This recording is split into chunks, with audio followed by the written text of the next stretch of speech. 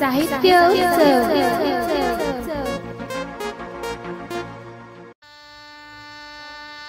नमस्कार रसिक श्रोते हो. साहित्य उत्सवच्या वर्धापन दिनानिमित्त आयोजित उत्सव व्याख्यानमालेतील आज दुसरं पुष्प गुंफलं जाणार आहे आणि त्या रसाळ व्याख्यानाचा लाभ घेण्यासाठी आपण मंचावर आमंत्रित करणार आहोत आजचे व्याख्याते श्रीयुत अभय नलगे सरांना. अभय नलगे सर आणि साहित्य उत्सव हे नातं अगदी सुरुवातीपासूनचं. साहित्य उत्सव परिवारानं संत परंपरेचा आध्यात्मिक विचार जेव्हा जेव्हा आपल्या व्यासपीठावरून श्रोत्यांपर्यंत पोचवला तेव्हा तेव्हा ज्यांनी ज्यांनी यात योगदान दिलं त्यात अभय नलगे सर आघाडीवर आहेत. लहानपणापासून भागवत धर्माची पताका घेऊन चालणारे वारकरी म्हणून त्यांनी जगणं पसंत केलं. त्यासाठी संत साहित्याचा, संत वाङ्मयाचा, संत काव्याचा आणि एकूणच संत परंपरेचा त्यांनी प्रगल्भपणे अभ्यास केला. डॉक्टर रामचंद्र देखणे हे सुप्रसिद्ध संत अभ्यासक अभय सरांचे गुरु. या गुरूंना शोभेल असं शिष्यत्व अभय सरांनी निभावलं असं आपण नक्कीच म्हणू शकतो. सरांच्या याच अभ्यासाचा गौरव करण्यासाठी सरांना पार्वतीभूषण पुरस्कार, पुण्यभूषण पुरस्कार, स्वामी विवेकानंद युवा पुरस्कार, पिंपरी चिंचवड समाजभूषण पुरस्कार अशा अनेक पुरस्कारांनी सन्मानित करण्यात आलं आहे. अशा बहुगुणी व्यक्तित्वाचे धनी असलेले श्रीयुत अभय नलगे सर आज दुसरं पुष्प गुंफताना आपल्या व्याख्यानातून विषय मांडणार आहेत. ज्ञानदेवे रचिला पाया. महाराष्ट्रात 700 वर्षांपूर्वी संतांची जी परंपरा सुरू झाली, भागवत धर्माची पताका फडकू लागली, त्याचा पाया मुळात संत ज्ञानेश्वरांनी रचला.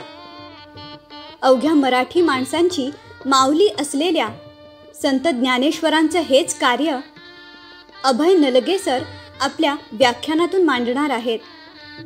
तेव्हा या रसाळ, अभ्यासपूर्ण आणि श्रवणीय व्याख्यानासाठी मी श्रीयुत अभय नलगे सरांना मंचावर आमंत्रित करते आणि त्यांनी आपलं व्याख्यान सुरू करावं अशी विनंती करते.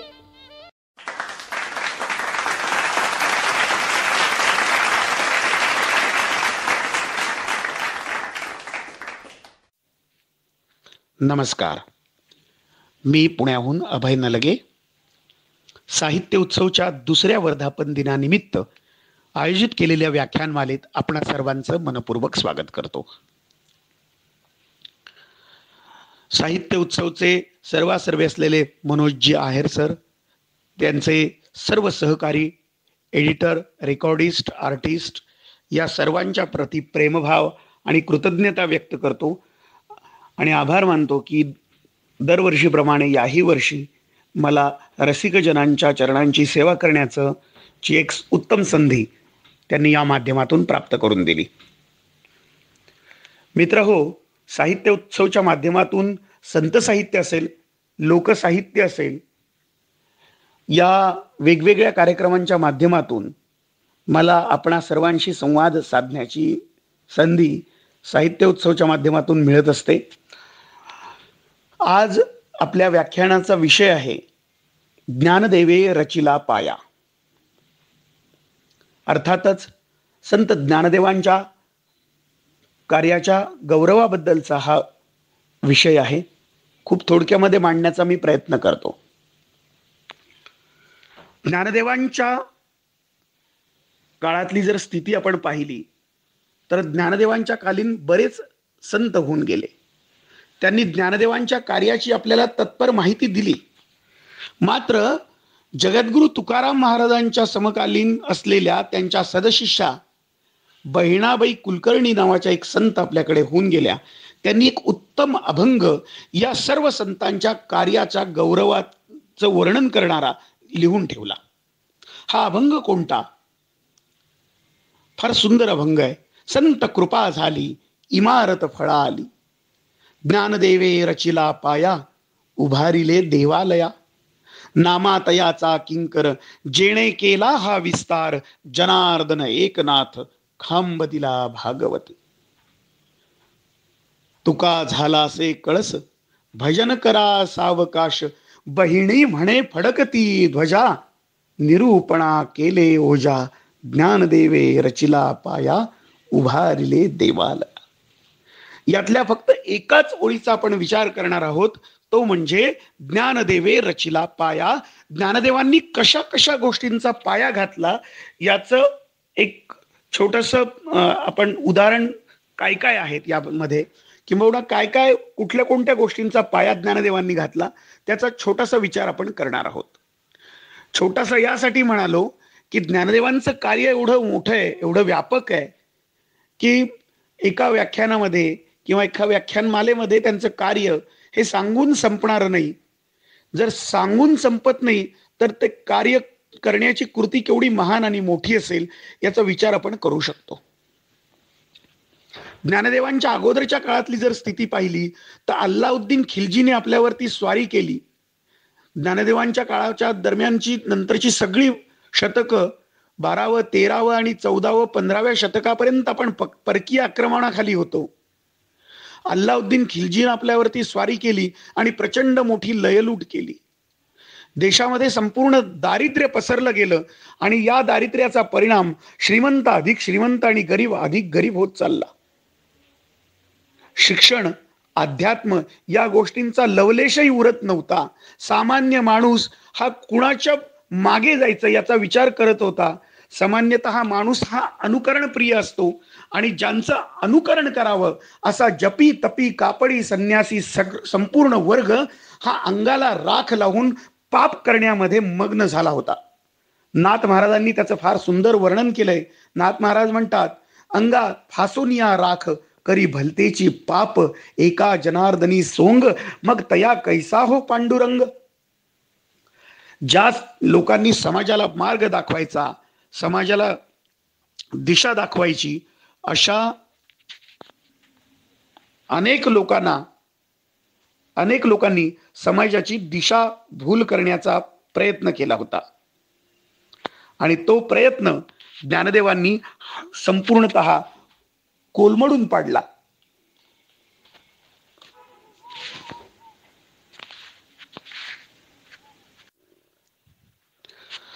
समाजामधली जर स्थिती पाहिली तर चतुर्थ वर्गापासून सगळे लोक कर्मकांडामध्ये खूप गुंतले गेले होते आणि भक्ती नावाचा प्रकार त्यांच्यातून संपुष्टात आला होता. किंबहुना देवाची भक्ती नसतेच, कर्मकांड केले की आपोआप देवाची भक्ती होते असा समज या धर्ममार्तंडांनी सर्वसामान्यांच्या मनामध्ये निर्माण करून ठेवला होता. आणि खऱ्या अर्थाने भक्ती कशाला म्हणायचं, न्याय व्यवस्था कशाला म्हणायचं हे समाज संपूर्णपणे विसरून गेला होता. आया बहिणींची अब्रू वेशीवर टांगली जात होती आणि अशा परिस्थितीमध्ये समाजाला खूप मोठी दिशा दाखवण्यासाठी संतांची एक सुंदर चळवळ निर्माण झाली. काही लोक त्याला टाळकुटेही म्हणालेत, पण खरं टाळकुटे म्हणण्यापेक्षा संतांनी ही चळवळ जी निर्माण केली ही सर्व पुरोगामी चळवळ होती. हे जे संत होते या संतांनी समाजाला दिशा दाखवण्याचं काम केलं आणि त्यातीलच एक थोर संत म्हणजे संत ज्ञानेश्वर महाराज. कैवल्य साम्राज्य चक्रवर्ती संत श्रेष्ठ ज्ञानेश्वर महाराजांची संजीवन समाधी आज आळंदी येथे आहे. आपणा सर्वांना माहिती आहे की पैठण हे धर्मपीठ होतं आणि त्यांच्या चारही भावंडांना मुंज करण्यास धर्मपीठानं नकार दिला आणि ज्ञानदेवांनी त्याच्यासोबत एक क्रांतिकारी कार्य केलं आणि खऱ्या अर्थाने झोपलेला समाज, अविचाराने झोपलेला समाज विचार प्रबोधनातून जागा केला. ज्यांना भक्ती म्हणजे काय हे माहीत नव्हतं, किंबहुना भक्तीच्या नावाखाली सगळं थोटांड सुरू होतं. तांब्या पितळीची बाहुली केली, मना आले ते लाव ठेविले, असं जी प्रथा समाजामध्ये निर्माण झाली होती ती दूर करण्याचं काम ज्ञानदेवांनी केलं. चोखोबा नावाचे एक थोर संत या महाराष्ट्रामध्ये होऊन गेले. आणि संपूर्ण वाळवंटामध्ये सर्व संत एकत्र व्हायचे. सामाजिक समतेचा ज्ञानदेवांनी पाया घातला. सर्व जातीतले मित्र हो, आज आम्ही कुठलाही धर्मग्रंथ वाचू शकतो, वेद पठण करू शकतो, कीर्तन प्रवचन करू शकतो. यामध्ये आमची जात किंवा धर्म आम्हाला अडवा येत नाही. याचं एकमेव कारण जर काय असेल तर ज्ञानदेवांनी केलेली सामाजिक क्रांती आहे. समाजामध्ये चोखोबा नावाचे थोर संत निर्माण झाले, वाळवंटामध्ये येऊन बसू लागले आणि पायरीपाशी देवाचं भजन करू लागले. परमेश्वराचं नामस्मरण चोखोबांच्या मुखातून एवढं पवित्रपणे बाहेर पडू लागलं की नामालाही शुद्ध करण्याची ताकद ही चोखोबांच्या वाणीमध्ये निर्माण झाली. आणि म्हणून ज्या चोखोबांना समाजाला देवाला स्पर्श करायचा अधिकार नव्हता, त्याच चोखोबांच्या अभंगावरती आज PhDचा प्रबंध उभा राहतो. हे ज्ञानदेवांनी केलेल्या सामाजिक क्रांतीचं वैभव आहे. आज लोक म्हणतात की आमच्या शहरामध्ये किंवा आमच्या वार्डमध्ये, विशेष करून राजकीय मंडळी म्हणतात की आम्ही जाती धर्म पाळत नाही, भेदभाव पाळत नाही, आमच्याकडे सामाजिक क्रांती आहे. पण ती सामाजिक क्रांती 750 वर्षापूर्वी ज्ञानदेवांनी करून दाखवली होती. मला वाटतं ज्यावेळेस परमार्थामध्ये एक क्रांती होते त्यावेळेस आपोआपच समाज आपोआप सुधारला जातो. कारण 80% समाज हा अनुकरण प्रिय आहे. त्यामुळे जे लोक समाजाला दिशा दाखवणार आहेत ते ज्या गोष्टींचं आचरण करतात तेच अनुकरण सर्वसामान्य करत असतात. ज्ञानदेवांनी यात एका सुंदर ओवीमध्ये लिहिलंय. ते म्हणतात, एथ वडील जे जे करती तया नाम धर्मू ठेविती, एर आचरती सामान्य सकळ. खूप सुंदर गोष्ट आहे. आपलं जे सचिवालय आहे, या सचिवालयामध्ये रोज लेट येणाऱ्यांसाठी एक लेट मास्टर ठेवलं जायचं, उशिरा येणाऱ्या मंडळींसाठी. आणि त्या जो कोणी उशिरा येईल त्याने उशिरा आल्याचं कारण लिहायचं आणि खाली सही करायची. आता मुंबईमध्ये सामान्यतः उशिरा येण्याचं एकच कारण असायचं, ते म्हणजे लोकल उशिरा आली. त्यामुळे काय व्हायचं की वरचा जो पहिल्यांदा उशिरा यायचा तो कारण लिहायचा, लोकल उशिरा आली. आता प्रत्येक जणांना कारण लिहायला नको म्हणून वरचा नंतर येणारा काय करायचा, फक्त कारणच्या जागी वरील प्रमाणे, म्हणजे लोकल उशिरा आलेली वरच्याने लिहिलेलंच असतं, खाली फक्त वरील प्रमाणे सही करून मोकळा, वरील प्रमाणे सही करून मोकळा, वरील प्रमाणे सही करून मोकळा. आता हे कारण जोपर्यंत सामान्य होतं किंवा कॉमन होतं तोपर्यंत चालून गेलं. पण एक दिवस गंमत अशी झाली की जो पहिल्यांदा उशिरा आला त्याने खरं कारण लिहिलं. त्याने कारण असं लिहिलं, कार्यालयात यायला उशीर झाला कारण बायको बाळंतीण झाली आणि जुळं झालं. आता त्याच्यानंतर जो उशिरा आला त्याने वरचं कारण वाचावं की नाही? नाही, त्याने काहीच नाही, वरील प्रमाणे सही करून मोकळा. त्याच्यानंतर जो उशिरा आला तो पण वरील प्रमाणे सही करून मोकळा, वरील प्रमाणे सही करून मोकळा. अशी 10-15 जणांनी सही केली आणि वरील प्रमाणे लिहिलं. महिन्याच्या शेवटी जेव्हा सुपरिटेंडंटकडे ते मास्टर तपासायला गेलं त्यावेळेस त्याने कपाळाला हात लावला की एकाच दिवशी किती जणांच्या बायका बाळंतीण झाल्या आणि किती जणांना जुळं झालं. मला हे उदाहरण मी याच्यासाठी सांगितलं की शिकलेला समाज सुद्धा इतका अनुकरणप्रिय आहे, तर त्या काळामध्ये शिक्षण नव्हतं, आध्यात्मिक आणि सामाजिक प्रगती नव्हती. मग अशा काळामध्ये समाज अनुकरण प्रिय असणं हे गैर नव्हतं, उलट योग्यच होतं. मात्र ज्यांचं अनुकरण करावं तीच माणसं दिशा भरकटून वागत होती आणि अशा परिस्थितीमध्ये समाजाला दिशा दाखवण्याचं काम ज्ञानेश्वर महाराजांनी केलं. समतेचा प्रवाह या महाराष्ट्रातून वाहायला लागला तो ज्ञानदेवांच्या माध्यमातून. हा जो संप्रदाय आहे, ही जी आध्यात्मिक परंपरा आहे, ही एकाकडून एकाकडे अशी होती. आपणा सर्वांना माहिती आहे, हे सर्व नाथपंथी जी परंपरा होती आपल्याला माहिती आहे. आदिनाथ गुरु सकल सिद्धांचा, मचिंद्र तयाचा मुख्य शिष्य. मचिंद्राने बोध गोरक्षासी केला, गोरक्ष वलवला गहिनी प्रती. गहिनीनाथांचे गुरु गोरक्षनाथ झाले. गहिनी प्रसादे निवृत्ती दातार ज्ञानदेवे सार जोजविले. गहिनीनाथांचे शिष्य निवृत्तीनाथ आणि निवृत्तीनाथांचे शिष्य ज्ञानेश्वर महाराज. आणि मग ज्ञानेश्वर महाराजांचे शिष्य कोण हो? ज्ञानेश्वर महाराज म्हणाले नाही नाही नाही नाही, आता हे एकाकडून एकाकडे जाणार नाही. हे पेटाऱ्यामध्ये बंद असलेलं ज्ञान माझ्या सर्वसामान्य समाजासाठी, कुठल्याही कुळात जन्माला आलेल्या माणसासाठी खुलं केलं पाहिजे. याती कुळ माझे गेले हरपून असं ज्ञानोबाराया सांगू लागले. न पाहे याती कुळाचा विचार भक्त करुणा करत ज्ञानाबाई. नाथ महाराजांनी ज्ञानोबांचं वर्णन केलंय, फार सुंदर वर्णन केलंय. आणि ते म्हणतात की या कुठल्याही कुळामध्ये माणूस जन्माला आला तरी त्याला भक्तीचा अधिकार प्राप्त झाला पाहिजे.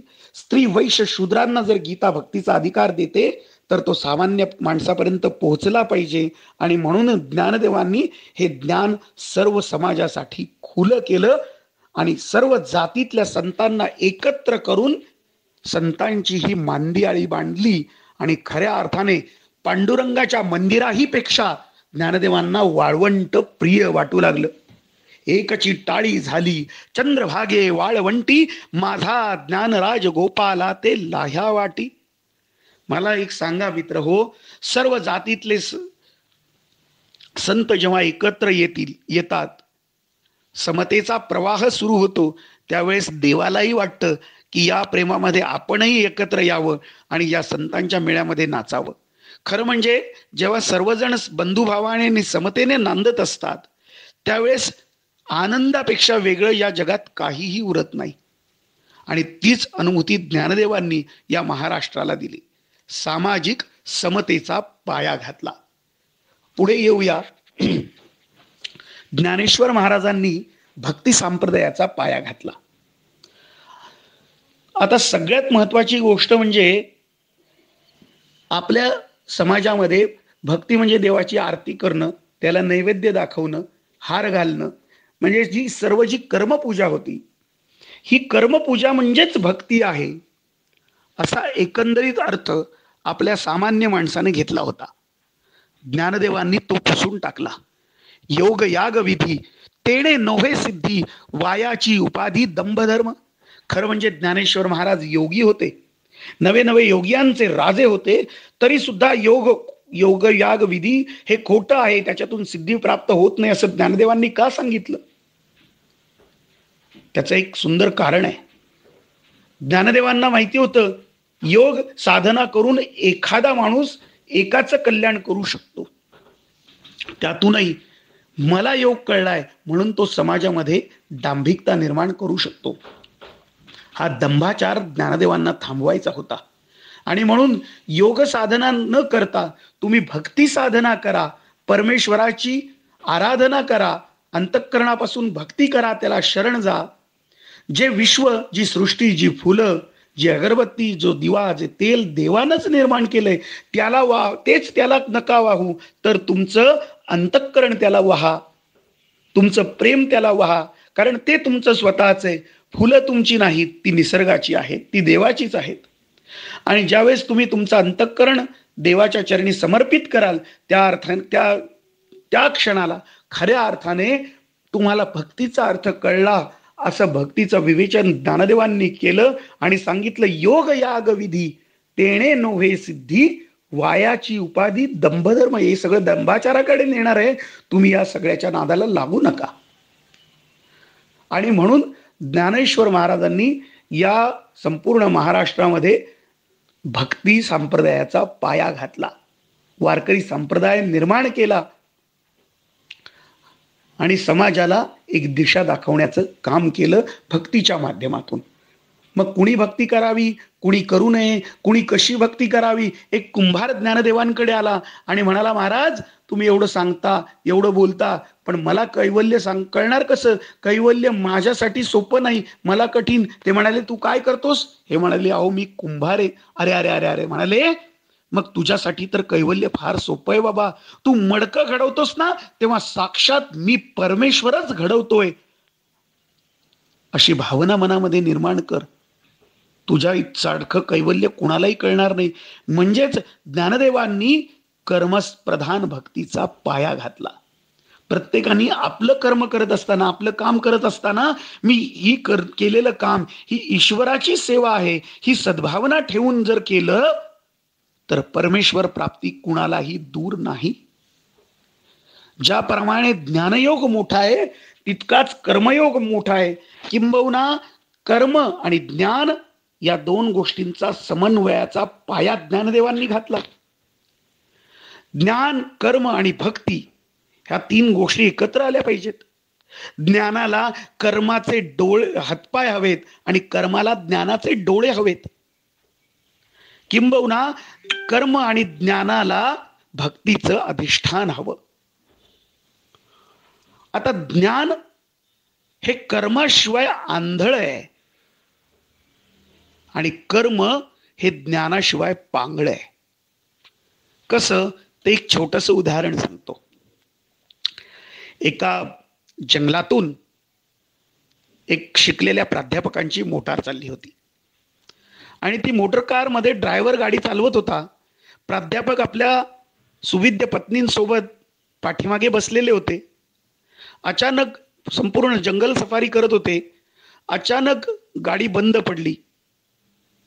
बंद पडल्यानंतर तो ड्रायव्हर खाली उतरला. हे प्राध्यापक होते इंजिनिअरिंगचे.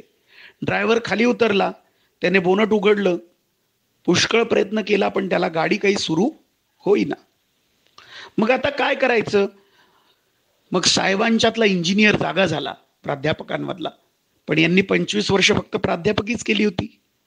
प्रत्यक्ष ज्ञानाशी, प्रत्यक्ष तंत्रज्ञानाशी त्यांचा संपर्क आला नव्हता. पण तरी त्यांच्यातला इंजिनियर जागा झाला. ते म्हणाले, अरे सरक, तो ड्रायव्हरच. अरे 25 वर्ष झाले इंजिनिअरिंगचा प्राध्यापक आहे, अभियांत्रिकीचा. चला हो बाजूला, मी बघ म्हटले. त्यांची बायको म्हणते, अहो नाही हो, तुम्ही कशाला उगीच ते करता. नाही नाही नाही, तुम्ही थांबा.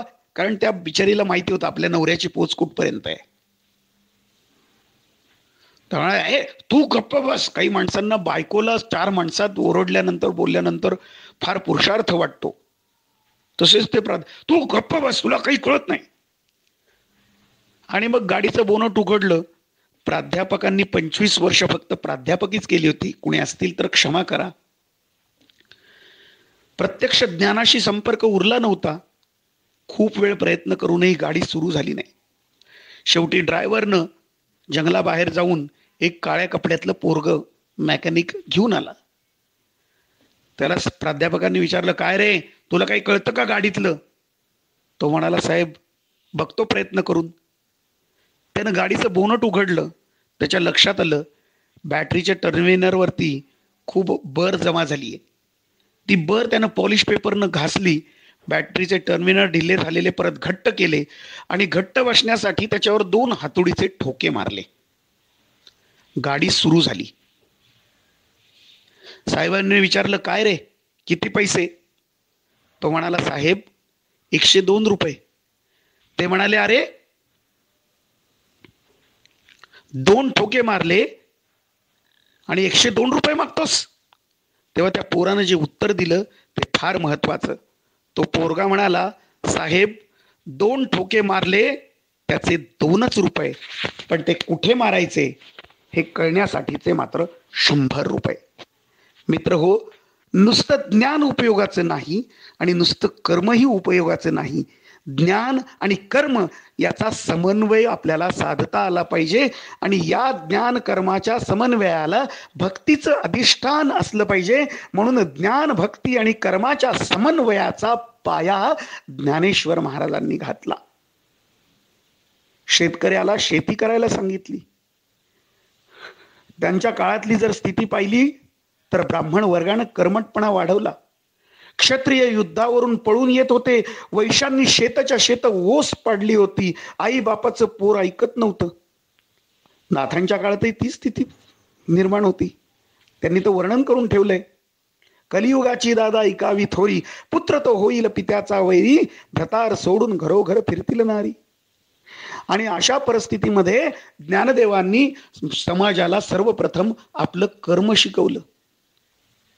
कर्मानं जगायला शिकवलं आणि कर्म करता करताच परमेश्वराची प्राप्ती होती. आणि म्हणून ज्ञान, भक्ती आणि कर्माच्या समन्वयाचा पाया ज्ञानदेवांनी घातला. पुढचा कोणता पाया घातला हो ज्ञानदेवांनी? तर सगळ्यात महत्वाची गोष्ट, ज्ञानदेवांनी महाराष्ट्राच्या सारस्वताचा पाया घातला. हो, महाराष्ट्राच्या सारस्वताचा पाया घातला. ज्ञानदेवांना सरस्वतीचं वरदान होतं. हो, वाचे बरवे कवित्व, कवित्व बरवे रसिकत्व. अरे कवित्व स्वतः कवी होते, उत्तम रसिक होते आणि रसिकांची जाण ठेवणारे वक्ते सुद्धा होते. मित्र हो, ज्ञानदेव हे श्रोत्यांचं मोठेपण ओळखणारे वक्ते होते. प्रभू तुम्ही महेशाची या मूर्ती, मी दुबळा अर्चितसे भक्ती, असं ज्ञानोबाराय म्हणायचे श्रोत्यांना. प्रभू म्हणायचे, तुम्ही महेशाची मूर्ती म्हणायचे. एवढं मोठेपण श्रोत्यांना देणारे वक्ते ज्ञानदेवच होते. ते म्हणतात की समाजाला दिशा देण्यासाठी, समाजाला चांगलं जगवण्यासाठी उत्तम प्रकारचं साहित्य निर्माण झालं पाहिजे. आणि म्हणून ज्ञानेश्वरी सारखा अद्वितीय ग्रंथ ज्ञानोबांनी लिहिला. ओम नमो जियाद्या वेद प्रतिपाद्या, जय जय स्वसंवेद्या आत्मरूपा देवा तुची गणेशू, सकलार्थ मती प्रकाशू, म्हणे निवृत्ती दासू अवधारी जोशी. असं म्हणून गणेशाला वंदन केलं आणि संपूर्ण गीता मायबोलीत उतरवली. भगवान श्रीकृष्णानं सांगितलेली गीताच पुन्हा पुन्हा सांगितली, ओरडून ओरडून सांगितली, आपल्या मायबोलीत सांगितली, झोपलेल्या समाजाला जाग करून सांगितली, त्याचा पुन्हा पुन्हा अर्थ सांगितला. समाज हा न्याय, नीतिमत्ता आणि समतेने आणि भक्तीने जगला पाहिजे, ही ज्ञानदेवांची धारणा होती. आणि म्हणून एक एक ग्रंथ निर्माण केला. मराठी भाषेचं जणू कृपाच त्यांच्यावर. ज्ञानदेव बाळ माझा, सांगे गीता भगवंता, लक्ष देऊनी ऐका हो, मराठी मी त्याची माता. 56 भाषेचा केलासे गौरव. आपल्याला असं वाटतं 56 भाषा म्हणजे कानडी, गुजराती अशा 56 नाही मित्र हो.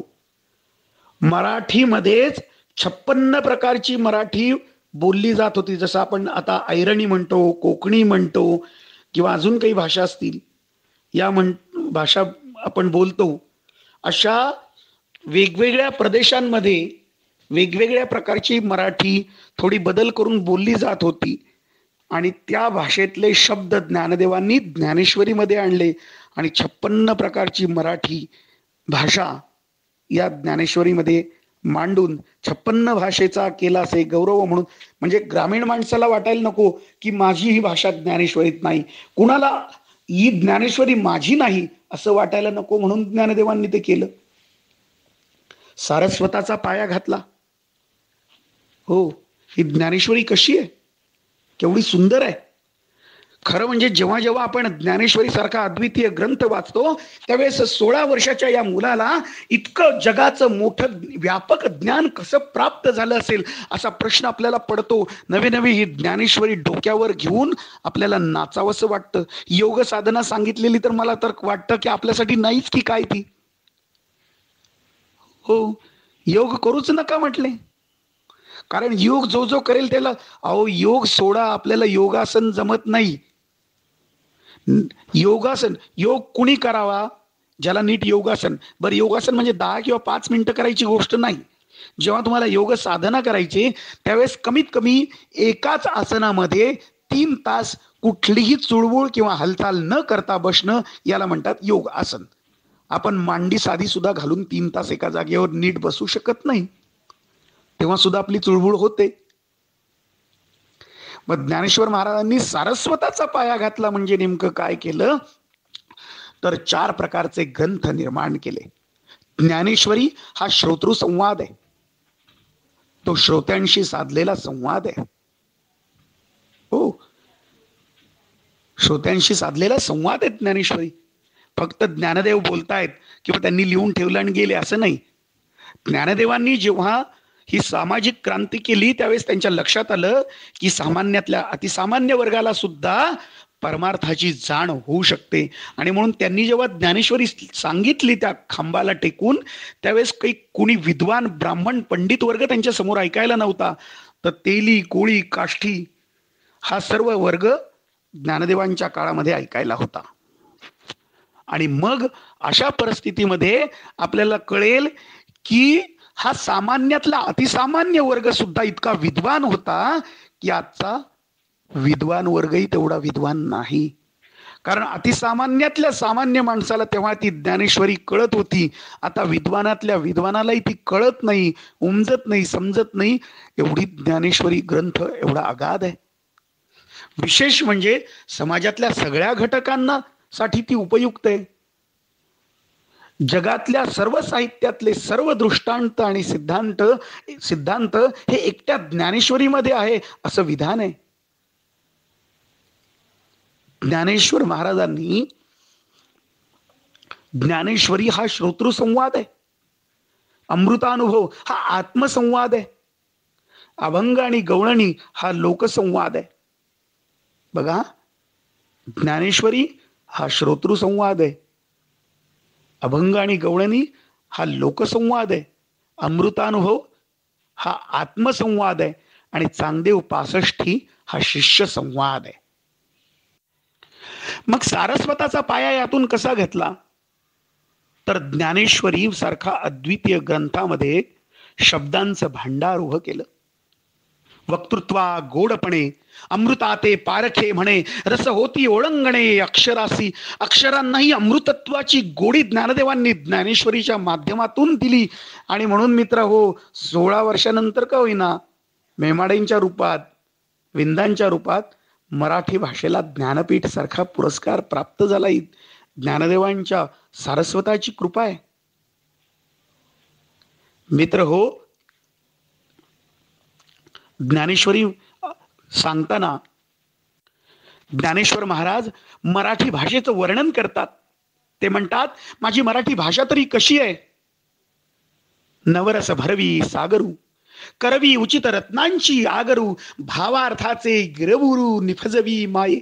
साहित्य सोनियाचे खाणी, उघडू दे देशीयेची एक शोणी. विवेक वल्लीची लावणी हो देई सैंग. अगा विश्वैक धामा, तुझा प्रसादू चंद्रमा. आणि करू मज पौर्णिमा स्फूर्ती तिची. नवरसांचे सागर भरवीत, उचित रत्नांची उधळण करीत माझी मराठी भाषा या मुलखामध्ये प्रगटली. आणि म्हणून ज्ञानेश्वरी सारखा अद्वितीय ग्रंथ या समाजाच्या कल्याणासाठी, प्रबोधनासाठी ज्ञानदेवांनी उभा केला.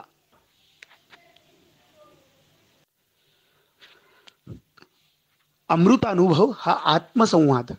खरं म्हणजे प्रत्येक माणूस हा जगाशी बोलत असताना तो स्वतःशी त्याच्याशी तुलना करत असतो. प्रत्येक गोष्ट पाहत असताना तो स्वतःला न्याहाळत असतो आणि आपल्या मनाचं चिंतन, विवेचन, चिंतनातून झालेलं विवेचन म्हणजे अमृतानुभव आहे. अमृतानुभवातले अनेक अभंग आहेत, ओव्या आहेत. अतिशय सुंदर ग्रंथ अमृतानुभव आहे. चांगदेव 65 याबद्दल आपल्या सर्वांना माहिती आहे की चांगदेवांना जे 65 ओळींचं पत्र ज्ञानदेवांनी लिहिलं त्याला चांगदेव 65 असं म्हणतात. 65 सुंदरशा ओव्या आहेत. अभंग आणि गवळणी बद्दल तर काही बोलायला नको, फार सुंदर अभंग ज्ञानदेव महाराजांचे आहेत. देवाची ये द्वारी उभा क्षण भरी, यातला पहिला शब्द आहे देव. आता देवच नाही असं म्हणणारी, देवानच दिलेल्या तोंडाने देव नाही असं म्हणणारी माणसं या जगात आहेत. असोत, देव त्यांचंही कल्याण करू देत. देवाची ये द्वारी म्हणजे काय? देवाचं द्वार कसलं आहे? आपण सहज जातो देवळामध्ये, दर्शन करतो आणि 5 मिनिटं बसतो आणि म्हणतो चला 5 मिनिटं देवाच्या दारात बसायला पाहिजे. जे आपण बसतोय ते देवाचं दार आहे का? नाही नाही नाही. ज्ञानदेवांच्या दृष्टीने ते देवळाचं दार आहे. देवळाचं दार चांदीचं, सोन्याचं, पितळाचं, लोखंडाचं, लाकडाचं, चंदनाचं असू शकतं, पण देवाचं द्वार फार आगळं आणि वेगळं आहे. संतांना आपल्याला कळत असलेला अर्थ आणि संतांना अभिप्रेत असलेला अर्थ हा फार दुरापास्त आहे. म्हणून आधी समजून घेण्याचा जास्तीत जास्त प्रयत्न करा. ज्ञानेश्वर महाराज फार सुंदर सांगतात, असोनी संसारी जिव्हे वेगू करी वेदशास्त्र उभारी बाय. एक माणूस आला ज्ञानदेवांकडे, म्हणाला आम्हाला बायका मुलं आहेत, संसार आहे, प्रपंच आहे, आम्ही पण देवाचं भजन कसं करावं. ते म्हणाले, अरे प्रपंचात राहून जो देवाचं भजन करेल ना तोच खरा भक्त आहे, असं वेद सुद्धा हात वर करून सांगतील. वेदशास्त्र उभारी वाही असला की ते सुद्धा त्यांना हात वर करून सांगावं लागेल की तो खरा भक्त आहे, तो खरा भक्त आहे. इतके सुंदरसे अभंग ज्ञानदेवांनी लिहिले.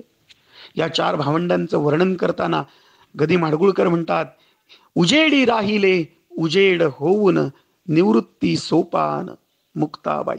ज्ञान यांचा राजा भोगतो राणीवर, नाचती वैष्णव मागे पुढे इंद्रायणी काठी. मित्र हो, ज्ञानेश्वर महाराजांनी समाजाचा सामाजिक समतेचा पाया घातला. त्यांनी महाराष्ट्राच्या सारस्वताचा पाया घातला. ज्ञान भक्ती आणि कर्माच्या समन्वयाचा पाया घातला आणि महाराष्ट्राच्या सारस्वताचा पाया घातला. खरोखर ज्ञानदेव हे ज्ञानेश्वर हे महाराष्ट्राच्या संत परंपरेचा मुळातच पाया आहेत. त्यांनी निर्माण केलेल्या परंपरेचा छोटासा आढावा घेण्याची एक उत्तम संधी मला साहित्य उत्सवने दिली. त्याबद्दल मी त्यांचे मनपूर्वक आभार व्यक्त करतो. रामकृष्ण हरी.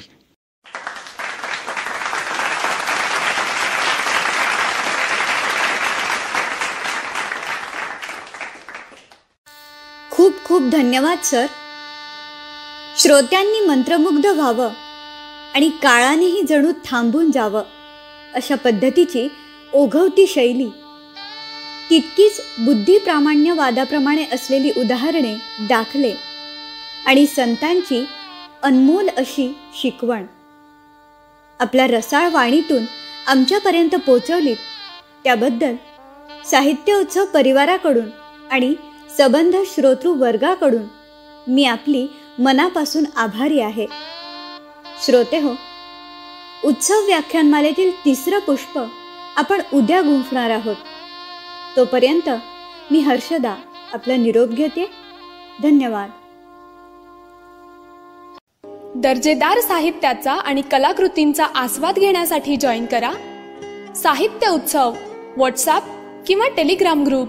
जॉईन करण्यासाठी संपर्क करा 98 81 60 20 25 या क्रमांकावर.